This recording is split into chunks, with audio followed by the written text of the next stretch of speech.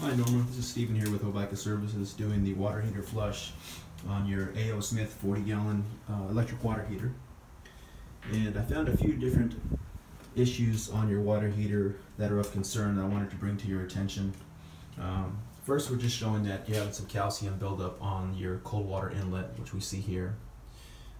Second, your PT valve here, which is basically a safety device, is failing where it's stuck closed and it will not actuate open. So that's definitely a concern. The third thing we find is this is what's called an anode rod. It's just typically made out of magnesium. It's a big bar type. And what we're looking at now is just the wire that holds it all together. So the anode rod itself has deteriorated and is down to nothing left. That anode rod helps to keep calcium buildup down on the inside of the water heater itself. And then the other thing that I found on the base of your water heater is that you have an extensive amount of rust.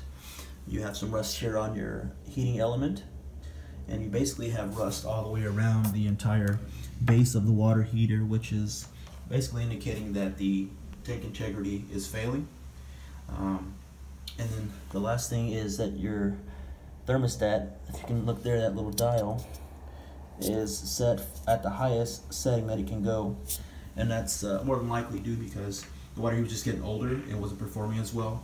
So at some point in time, someone had bumped that temperature up to try to make up for the lack of efficiency of the water heater. Now this is a 1998 model water heater. Typical water heater life is about 10 to 11 years. So it's well beyond its normal life expectancy and reliability.